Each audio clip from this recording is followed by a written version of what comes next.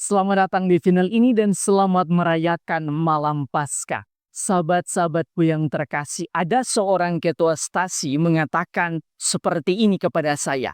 Romo, sebelumnya saya memeluk agama tertentu, tetapi kemudian saya pindah agama menjadi seorang Katolik. Ada beberapa alasan yang membuat saya pindah. Salah satunya ialah kata-kata Yesus yang mengatakan bahwa Yesus adalah terang. Beliau menambahkan, dari sekian banyak pendiri agama, Yesus satu-satunya yang mengatakan, "Aku adalah terang." Dan yang membuat kehidupan ini berlangsung di muka bumi ini, yang membuat kehidupan ini ada di dunia ini adalah terang. Itu berarti Yesus adalah sumber kehidupan itu sendiri. Landasan kitab suci dari permenungan Bapak Ketua Stasi ini ialah sabda Yesus yang berbunyi, "Akulah terang dunia. Barang siapa mengikuti aku, ia tidak akan berjalan dalam kegelapan, melainkan ia akan mempunyai terang hidup." Injil Yohanes pasal 12 ayat 8. Malam ini kita mengalami hal ini, di mana pada awal perayaan gereja tampak gelap gulita, tetapi kemudian lilin Paskah yang merupakan simbol dari cahaya Kristus masuk ke dalam gereja dan menerangi setiap sudut ruangan gereja kita. Itu artinya malam hari ini juga Yesus yang bangkit menerangi setiap sudut ruangan dari batin dan hati kita dan bahkan seluruh kehidupan kita.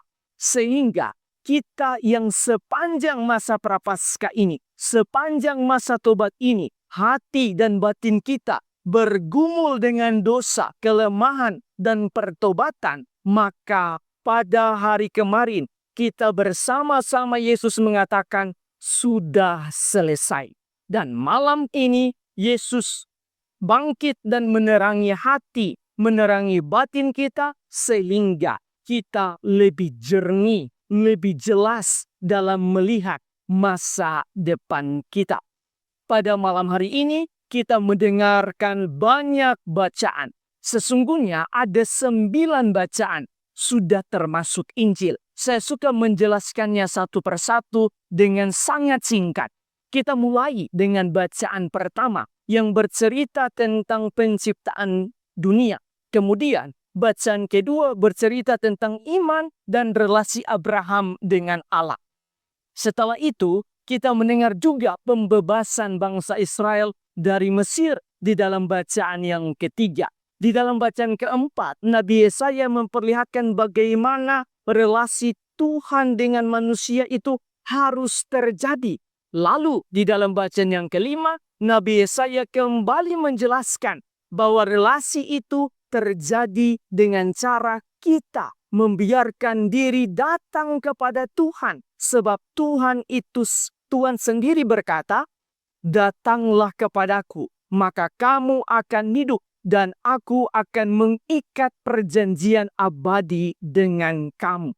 Setelah kita datang kepada Tuhan, lalu bacaan yang keenam meminta kita untuk berjalan bersama Tuhan di dalam hidup ini.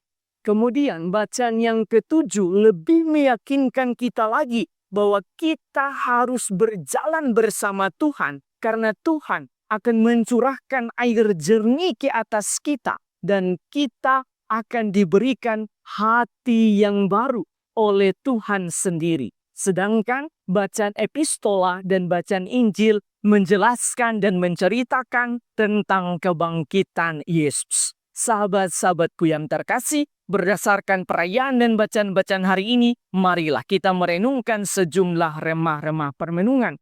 Pertama, pada malam ini, cahaya lilin Paskah yang merupakan cahaya Kristus sendiri telah menerangi gereja yang gelap gulita. Cahaya Kristus ini tidak hanya menerangi gereja, tetapi juga menerangi hati, jiwa, dan seluruh perjalanan hidup kita ke depan, yang terkadang diliputi kegelapan akibat persoalan, pergumulan, dan dosa-dosa kita.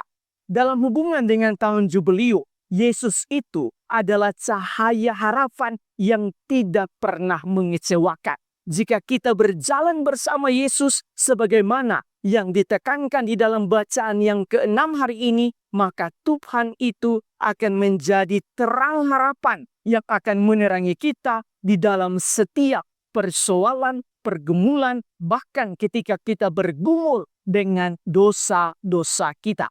Kedua, malam hari ini juga kita membaharui janji baptis kita. Itu berarti kita diminta oleh gereja untuk membaharui juga iman kita.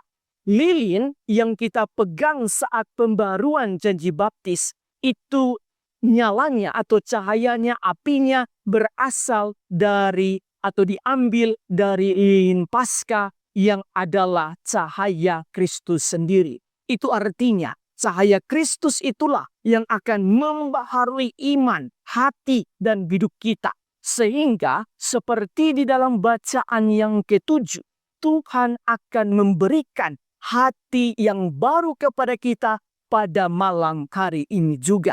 Karena itu, tugas kita selanjutnya ialah menjaga agar cahaya Kristus itu tidak pernah padam di dalam hidup kita.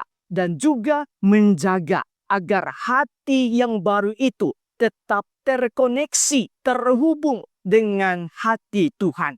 Agar hidup kita senantiasa diterangi oleh cahaya harapan, yaitu Yesus sendiri.